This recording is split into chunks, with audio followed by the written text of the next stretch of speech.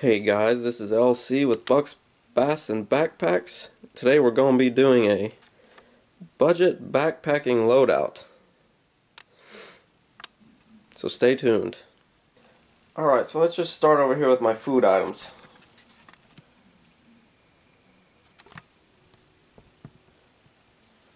That's right, Jiffy Pop.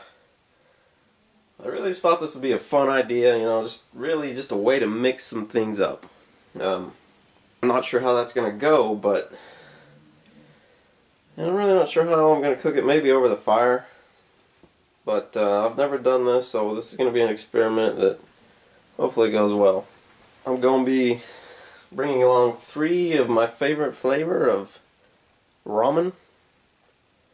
That is chicken. And as I think you probably know, this is just awesome backpacking fodder. They're super cheap and lightweight, and these are really going to be serving as my secondary meals, breakfast and lunch for the 2 days. That there is a can of Bush's seasoned recipe pinto beans. Heavy as all will get out, but this is going to serve as my primary meal. This is a 2-night stay, so Saturday night, the second night. It's going to hopefully serve as a good home-style, tasty meal. Something a little bit more wholesome than ramen. Then we have a 6-pack of bite-sized Snickers bars. I like to use these as a trail boost. So, just go ahead and pop one when we take a break from hiking. And there's just something about them that just tastes so right when you're exerting a lot of energy and working. And then to the left of that, we've got Swiss Miss packets. To me, this is really just a delicious treat and a really nice alternative to coffee. I just prefer it to coffee, really. And they're really inexpensive. So that brings us to our cookware. That right there is an aluminum small saucepan. That thing's really lightweight, and it just really gets the job done. This is not a backpacking specific pan. It is great for ramens and canned goods, but not really too ideal for actually cooking food, from what I've seen with a backpacking stove. That right there is my stove. And basically that, not basically, but exactly, that is a Pocket Rocket knockoff. And so far I've been extremely satisfied with the performance. I think it's very comparable to a Pocket Rocket for much, much less money. There's the butane, pretty standard there. That's standard can of Primus butane. It's enough for a 2-day trip, no problem. Right there is my cup. Basically, I'm infatuated with this cup. And I wish I could tell you where I got it, but I can't. I think that this was some kind of freebie, a giveaway to try to advertise for the U.S. Customs Service, but I don't know if you can tell, but that's an integrated koozie, the blue part, around a white plastic cup. Anyway, that thing is just perfect. Perfect backpacking cup. And then back over here is some plasticware. Basically that's just a whole bunch of plastic spoons and forks, disposable variety.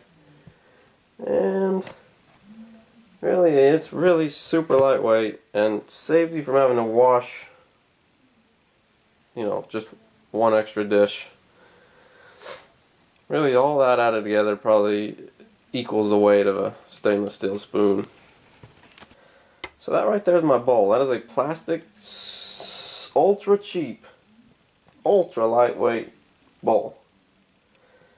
Seriously, we're talking about less than $1.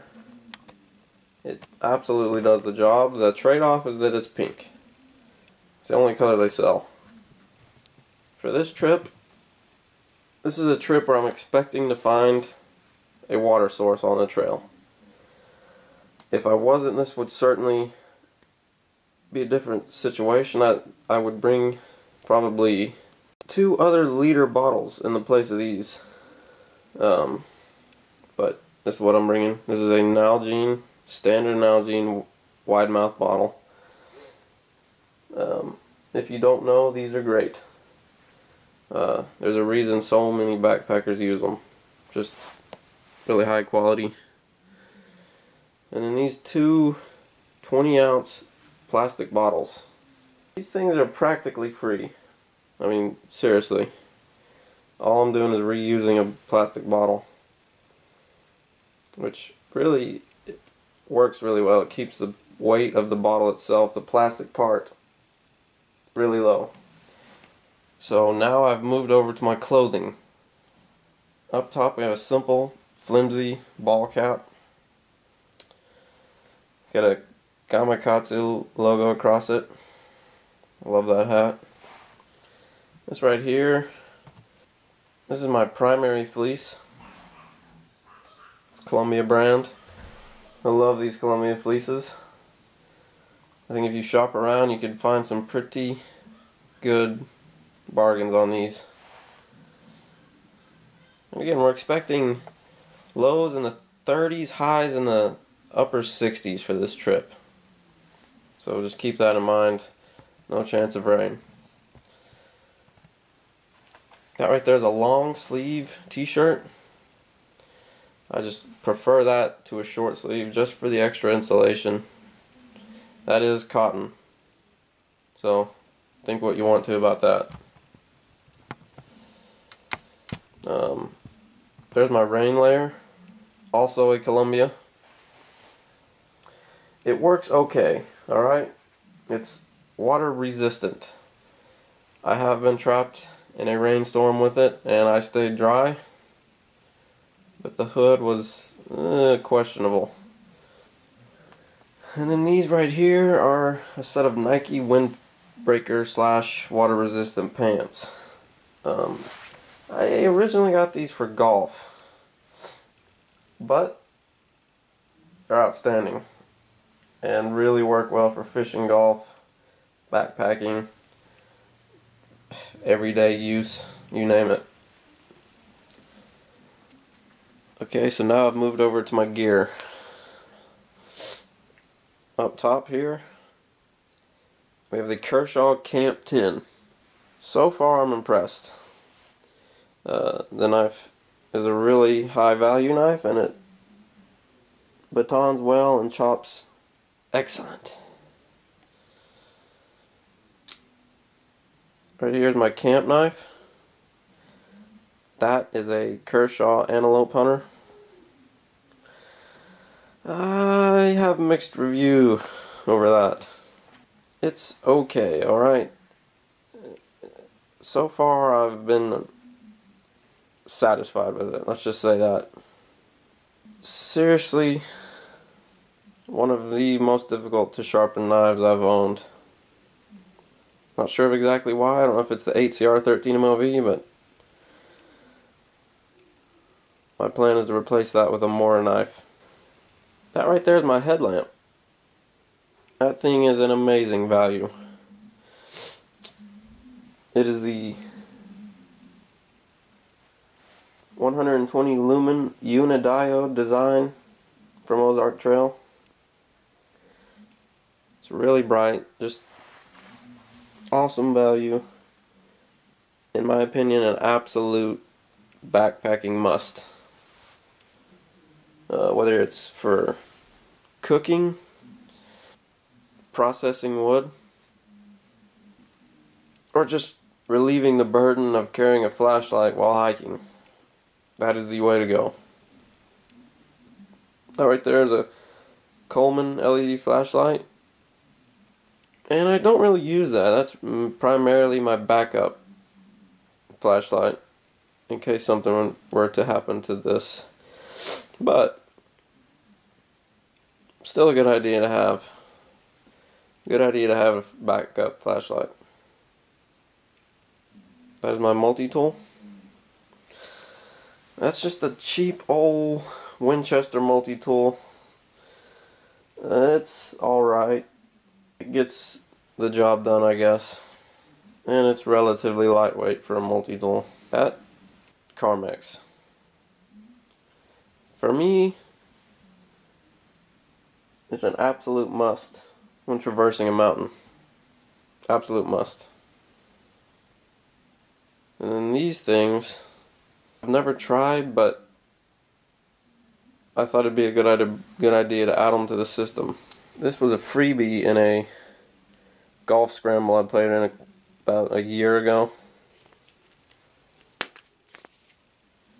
And basically, what it is these little cylinders. And what that is a towel.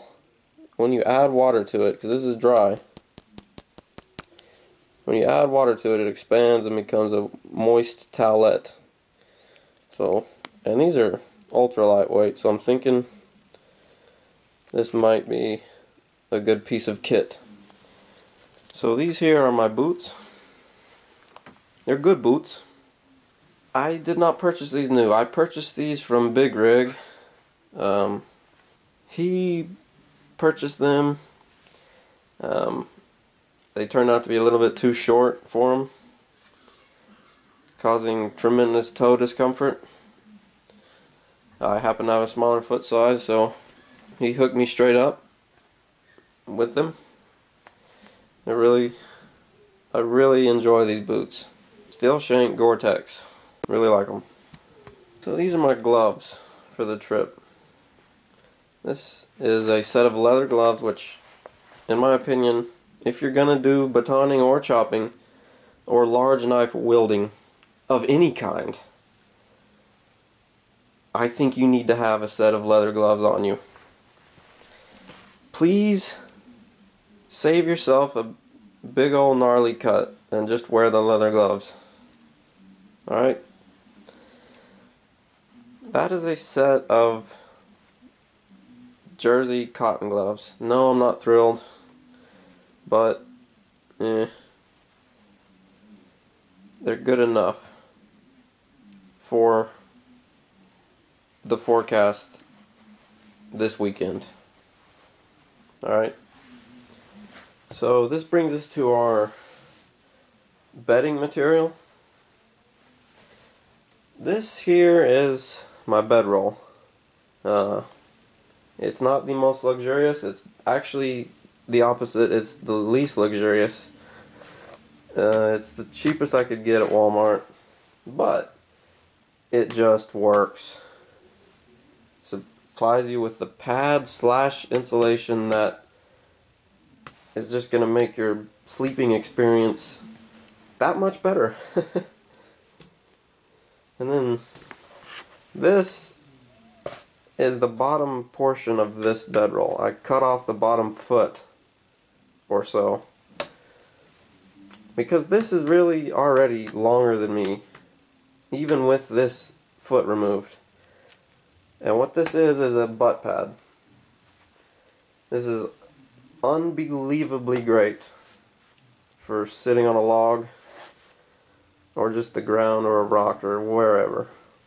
It works phenomenally. So that you're looking at there is my sleeping bag. That is a Swiss Sport Mummy style 5-degree sleeping bag. For the money, it is unreal. Really, really good quality.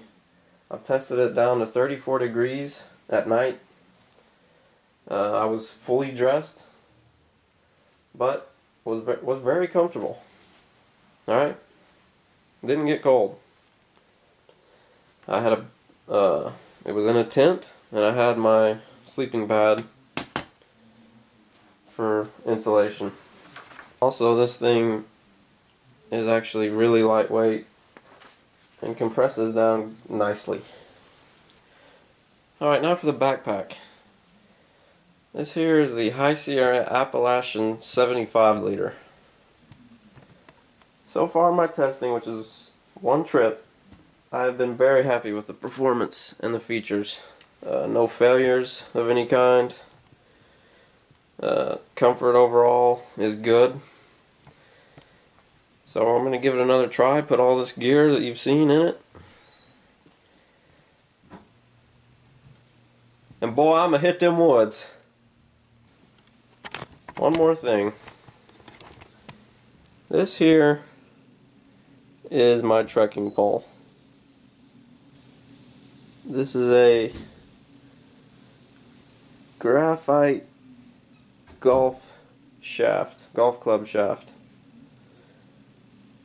And one time in a fit of rage, I hit the ground too hard and the head came flying off. But anyway, this makes for a really nice, super lightweight trekking pole. So, that's all of my loadout for this particular trip. I guess I'll see you guys next time.